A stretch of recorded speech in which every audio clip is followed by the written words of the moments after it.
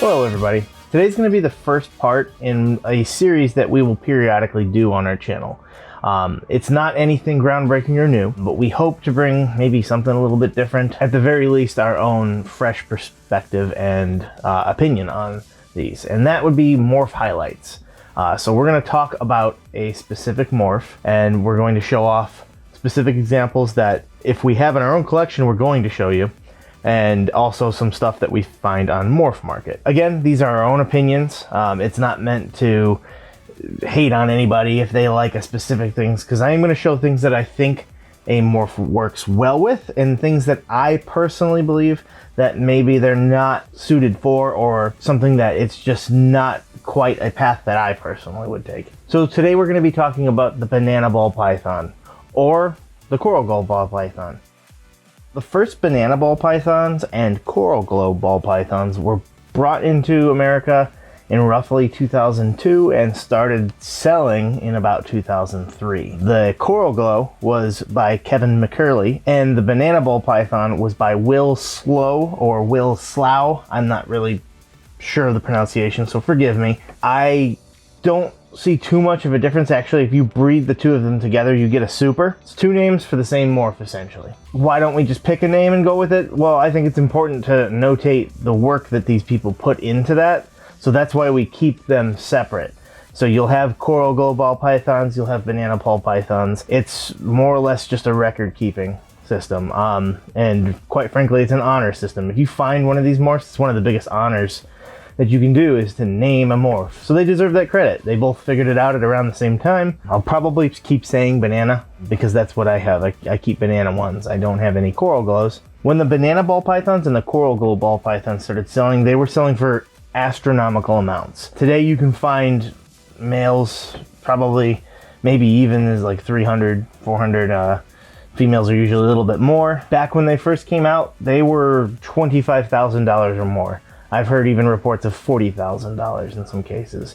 I can't even imagine, and that was in 2003-ish time. You will see a big difference between females and males in price. Males are typically cheaper than females in general in ball pythons, but in banana, it is a lot extra. I figured right now would be a good time to, again, mention the uniqueness of the banana and coral glow ball python genes and what it does to the gender of your snake. If you have a female banana ball python, you'll get banana males and you'll get banana females. If you have a banana male ball python whose father was also a banana ball python, they will give birth almost exclusively to male banana ball pythons. Everything else in that clutch that is not banana will inherently be female almost exclusively. The males that come from a female banana ball python can give also birth to just females, and then all of the non-bananas will be males. Not confusing at all, right? But that's how the gene works, and it's very specific to whether it's the female carrying the banana gene or the male carrying the banana gene. And if you're going to ask me what happens if it's a super banana, don't, because I don't know. So this is your basic adult banana ball python. This is Gwen, who I've shown on the channel before. He is my very first ball python, and he's just a pet to me. I'm not going to breed him because I've got other genes that are a little bit more powerful, but none quite as sentimental to me as this one. When they're adults, they kind of become this two-tone yellow. Maybe you could call it almost like a lavenderish and then a yellow. Some people will say some oranges and stuff like that, but I see that more in babies. But they change a lot. Mostly they start to become this two-tone color. When they're younger, they have a lot deeper lavenders, oranges and yellows melting into each other. It is, in my opinion, it's prettier when it's a baby. Not to say this isn't pretty. I love banana ball pythons. They're awesome. Coral glow banana ball pythons, doesn't matter. But they do change considerably when they grow. Another reason why they get the banana name, not just for being yellow, is that just like with a banana, with age, they seem to ripen. So they get these little black dots on them. Pretty unique. Some people don't like the black dots on them. There's certain things you can do to keep the black dots from being there, or from even or for at least for minimizing it. But I like it. I can understand in certain combos not, but in a basic banana, I think it's a key characteristic of this gene, because you don't really get this anywhere else. But this is the basic vanilla cake when it comes to a banana ball python. For this one, we went ahead and just added pied. This is a low white pied, which honestly, in my opinion, in this one is a good thing. You can see what pied does. It does the same thing that it does to anything, is that it breaks up the pattern and jumbles it into some random mix of stuff, which is why pied is so awesome, because no two pieds are alike. You can see the breaks here, but the reason why I think I like the high white pieds is because pied in general, when it mixes with the banana, really shows off a lot of these lavenders and oranges and yellows. So it highlights what's so good about the banana and spreads it all over the snake. This one has a cool little stripe going down the middle of it. It breaks up a few times, but it pretty much goes down the entire thing. Here's its sibling by contrast. He's a little bit smaller just because he's eaten, but he's eaten a little bit less than his siblings. And he's a real sassy one too. But you can see this one's a little bit more mid-white, especially near the tail. It's just white. So this one here has more pattern going, what I guess you'd say up and down, like I was saying, like in a straight line down the snake. And this one here has it more like tiger striped, kind of side to side. So this is probably, in my opinion, the prettiest of the bananas that I have. This is a banana black pastel het clown. So you can't see the clown in there. I've shown her off plenty of times, I think, before, but you can see the perfect lavender outlines, followed by a yellow, which melts into an orange, which melts back into the lavender in her like little keyholes here, just little O's. And the reason I think black pastel goes so well with banana is the darkness that it brings to the lavenders. But I'm really in love with this one. I think it is one of two of the most powerful combos, basic genes that you can put together. So switching over to the computer, because I don't have every single snake, I'm just going to show some of the ones that I think stand out. And that starts off with what I think is another one that goes along with black pastel and being a must-have 2-gene banana combo, and that would be banana enchi. Banana enchi goes together like bread and butter. They jumble up the pattern, they bring in a lot of oranges, make it look very tiger stripey. I think that a lot of good basis starts with banana enchi. So instead of enchi, let's look at banana clowns, which is probably one of the more popular recessives that you can add with banana, just because of the bright colors that it produces. It jumbles up the pattern all crazy. Their head stamps on clown is what they're most known for.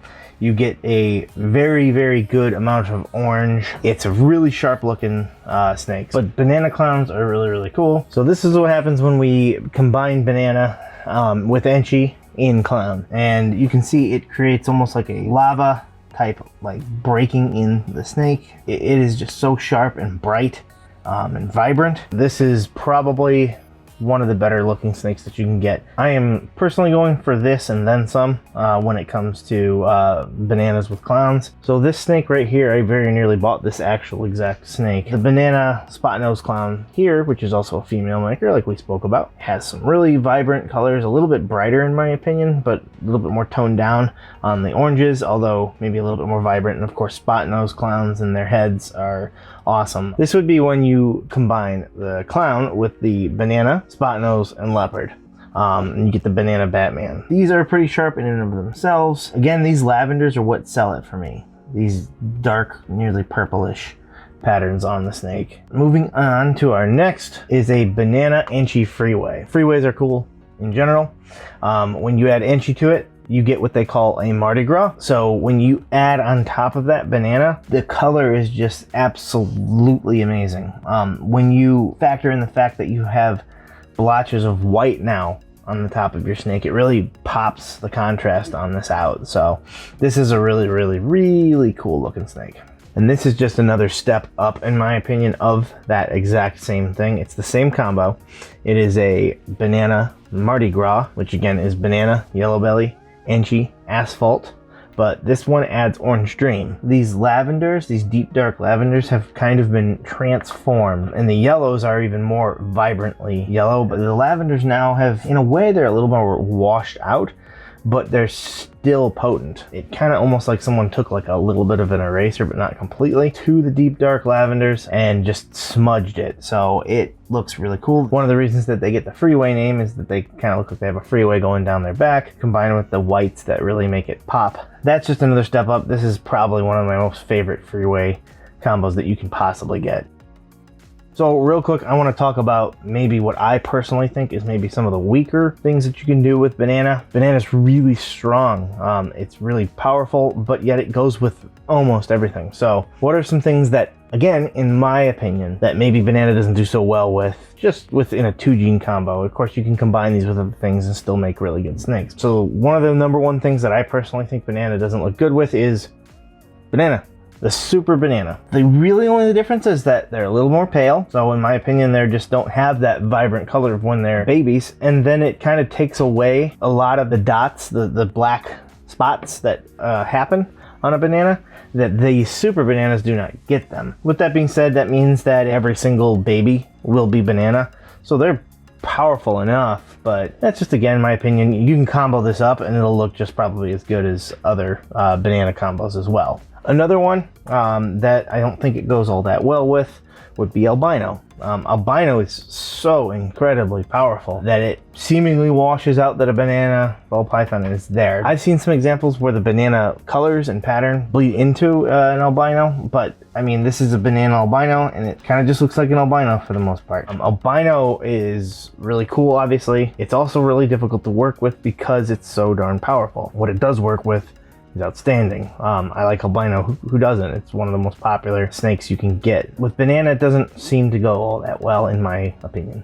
Let's pivot back into what I think are the absolute peak examples of what you can do with banana. Starting off with this Orange Dream Black Pastel Banana Cypress. And Cypress is something that's a little bit newer, but it's pretty affordable to get into. Black Pastel, I talked about that earlier, but this snake right here is absolutely outstanding. It's the best of both worlds. It's got this nice bright orange stripe going perfectly down its back. Well, I shouldn't say perfectly, it's got a couple breaks there, but it's still very bright and stands out very well. Meanwhile, the entire snake has now gotten this lavender color, and it has the pattern almost like a washed out version of that lavender. This is probably one of my favorite banana combos that I've seen, and there's no recessives in this, so you can only think that if somehow they got clown into this or something like that, how outstanding this would be. Here's an Inchy Spot Nose Leopard Coral Glow Clown.